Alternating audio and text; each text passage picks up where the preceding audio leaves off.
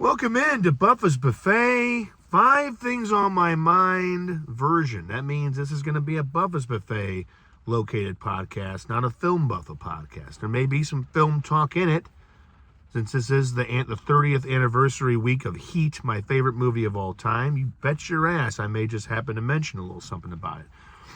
And we're once again having a prop being used in this podcast. That is a coffee mug holding up the phone, the camera, so I don't have to hold the phone. I'm usually like this with the phone. I'm like Edward Burns back in like Brothers McMullen, holding the camera in front of the camera, doing everything, cooking, saying everything like he has a cough. That's how whenever he talks, it's like, hey kid. But 5 things on my mind. Number 5. Sometimes when you try a new burger place, you need to take somebody with you. So for the first time, St. Louis burger fans, I am going to be trying Jack Nolan's this week. The Soulard smash burger joint that everybody seems to like, and this Captain Dumbshit has not really gotten down there. And I feel like I'm letting my burger fans down. Here I am.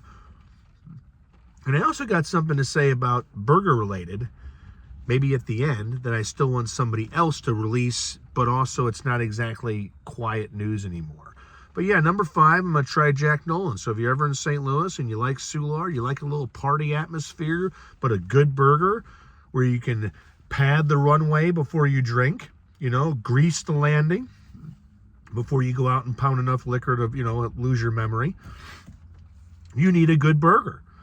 And I'm not saying that's what I'm going to do with this person I'm hanging out with. But if it does, we'll be taken care of. Number 4, let's talk burgers, okay? Let's stay on that. Maybe this is a 5A, maybe it's a number 4. I am not a fan of the overloaded, falling apart burger. I shouldn't be having a burger and think, am I having barbecue or am I having a burger? Is the brisket and the pulled pork falling out of the bun? That should not be the way I want a burger. A burger to me should be like, you could pick it up like a concrete at Ted Drew's and flip it over and nothing's going to fall out. That's what I want. I don't want this. It's falling on your pants. It's like a fucking volcano of toppings. I don't like it. Yes, High Point does this a lot. I love High Point's regular, some of their specialty burgers, but sometimes it just gets a little crazy, man. Like the taco, mozzarella stick, extravaganza with a pretzel bun crusted with Parmesan. My heart's already skipping a few beats. It's like, we got to do some body ninja work before we eat this thing. So I just want to, smash burger or even a big thick burger, I just want it to be where I can grab it and nothing's going to fall out. Like when you tip the concrete over at Ted Drew's, you can do this. And I don't want my burger to lose all of its toppings if I do that. That's how it is. So that's my burger preference. Number 3, we've talked about this before, but I really do think Jordan Binnington is going to finish the season in another city with a different uniform on. Look, the Blues goaltender did a lot for this city. I think he gave the team a goaltender with an attitude, with a personality. It's never been a bad thing. Other teams don't like it, but it's like when you have a pest on your team. The teammates love it. The other teams are going to hate him. And yes, he is the biggest, toughest 160-pound goaltender of all time. He thinks he's the Rock out there on the ice.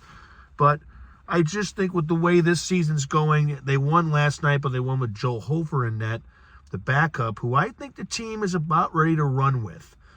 I think in another month, when we get into the new year and the team is still, like right now, if you add up, in the normal NHL win-loss column is win-loss, overtime losses. So really, it's wins, losses in regulation, wins in regulation, losses in regulation, and then the third one, OL, is overtime losses.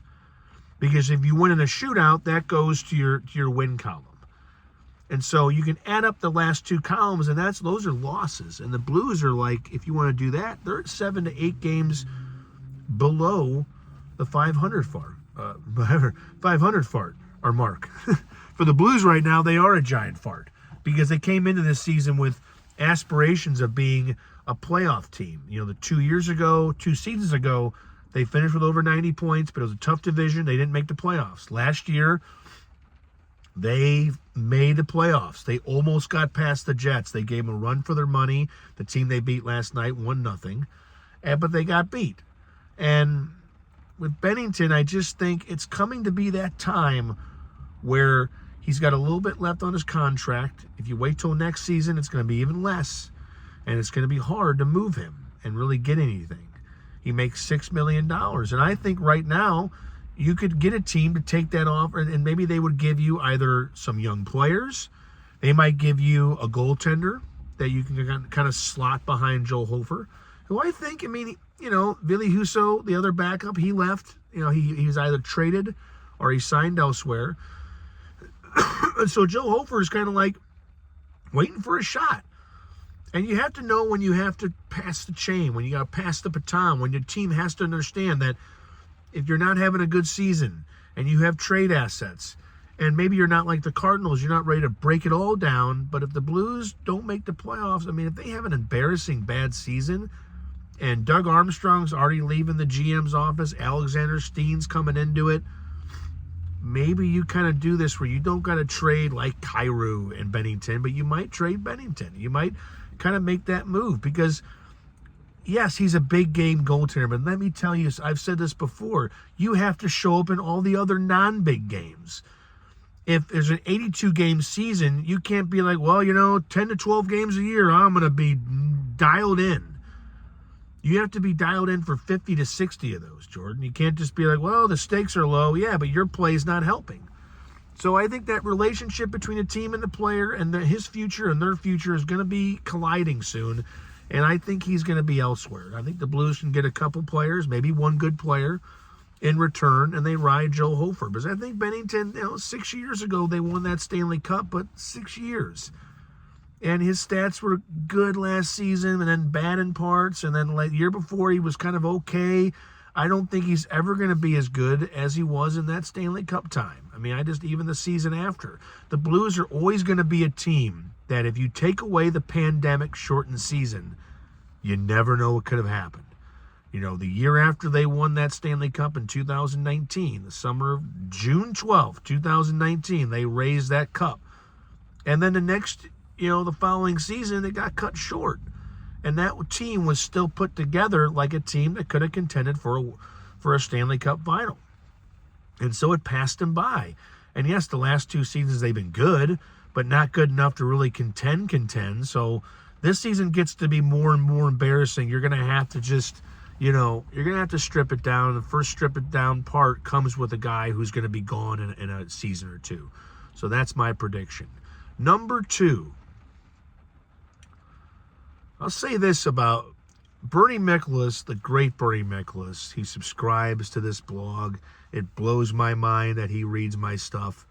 He's messaged me on social media saying, man, you're great. You found your voice. It kicks my fucking ego up to a 12 out of 10, where no egos should be unless your writing idol is telling you that you're good at what you do. And he had a good point the other day. I listened to his podcast version of his STL Sports Central output. He writes a bunch of articles every day. Some of it's paid, some of it's not. But he said something about Jordan Walker really shouldn't be on this Cardinal team in 2026. It's not like, oh gosh, demote him or trade him.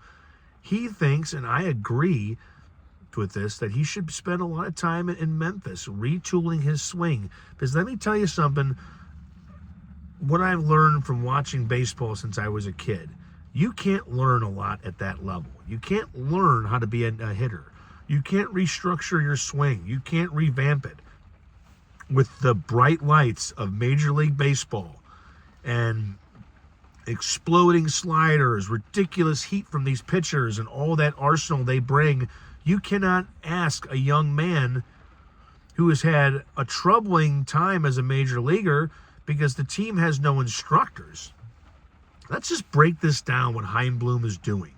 So everybody's not like, he's not making trades. He's not supposed to make trades. I'm going to get my Bernie. Bernie gets pissed. I get pissed too. You watch Bernie's videos. The best is when he gets a little angry. And he starts like moving around in his seat. He's like, ah! You can't do that. What Chaim Bloom is doing is hiring a pitching instructor, director who can oversee all the pitchers in the minor league and major league system. If Michael McGreevy needs to work on a pitch, that guy's going to know it. I don't know his name. I don't want to fuck it up. Rob, I want to say the guy that's working with Chaim Bloom, Rob Cerfolio, some kind of Italian name. He's also got kind of a good background. He's supplying instructors, special instructors, not coaches, that can work one-on-one with a guy like Jordan Walker. So I think they should put Jordan Walker with that guy, with a couple guys or one, and let him work with them for the first part of the season. And then if he happens to, checking the time as I am on lunch. This is Dan Buffa, by the way. We're going to get ready to go into number 5 here after I finish this Jordan Walker thought on the Buffa's Buffet podcast, located on www.dailydoseofbuffa.substack.com. Come get some. I got everything there. Complaint letters to my cats, Blues and Cardinal talk, movie, TV show talk, maybe just my Starbucks addiction. If anybody has that and they want to, you're not alone, okay? But Jordan Walker, I like the idea of Bernie saying to keep him down there in AAA and let him work with these guys. It's not a demotion. You tell Jordan, if you want to put the work in, because there's a little rumor that he needs to get his preparation in order, and you have to. It's like me every day with these plumbing supplies. I have to learn and slowly intake all this information that this guy who looks at a power tool like a fitted sheet, I have to be able just to put this in my brain. And Jordan Walker has to do that now. He has special instructors. They're going to go, look, man, I'm going to be here in the morning. You need to be here ready to work, or else you're not going to be on this team. And you're going to be one of those prospects that could have been something and then didn't put the work in, and now you're nothing. So if they really want to do it, put somebody else in that major league roster and let Jordan Walker put the work in that he hasn't been able to do in the last 3 seasons. That's that. Number 5, Steven Spielberg, baby, is back. And he's not doing some fucking movie that he shouldn't be doing. He's getting back into his wheelhouse. He is doing Disclosure Day. And that is, what if somebody was like, I'm going to tell the world that there's aliens out there. And maybe they're among us. And maybe they want to harm us. Maybe they want to be nice to us. But I'm tired of the mystery. Emily Blunt is the star. It's got a good-looking cast. Coleman Domingo is in it. That always makes a movie better. But it bases off the fact that what if somebody was like, I'm going to stop all this charade and tell the world that we are not alone. That, UFOs, the lights you see in the sky, they're real. So Spielberg getting back to what he does best, E.T., War of the Worlds. He has always been able to lay down some kind of weighted story in between humans and aliens and the relationships that they can have and the stakes that can bring to the world, how that relationship can unfold. Can we be friends with them? Are they going to want to harm us? We already know they're probably smarter. Are they going to want to stop and mess with us? But that comes out next year. The trailer dropped this week. She plays a newscaster in Kansas City who in the middle of the trailer loses the ability to talk. And all of a sudden, the alien language is coming out of Emily Blunt's mouth. And it's kind of freaky, the sound effects that he uses. And then it's just from there that reveal the information, the effect it would have on the world. And I think if there's anybody that can do that, handle that kind of genre, do it right, it is double S, baby, Steven fucking Spielberg, who doesn't mess around when he sinks his teeth into something that he can do. So that is out there, comes out next spring. Get ready for it. Bonus, I'm going to write about this, Chris Evans is coming back as Captain America. Because Disney is about as good at hiding their trailers as I am at Trying to think. Again, we'll go back to the power tools. Dan, put that table together. Do I have a month? The trailer's leaked. They're supposed to be on the new Avatar movie, but Chris Evans, what he did at the end of Avengers Endgame, when he took the stone back and he found Peggy and he made a family, he upset the universe. He is the one that is going to set off Doctor Doom. And in the most twisted fate ever, Downey Jr. as Doom going against Chris Evans. Civil War rematch, baby, coming out next year. Start getting ready for it now. I need to get back into work before my short Cubs fan boss comes looking for me. Have a good one. I love you.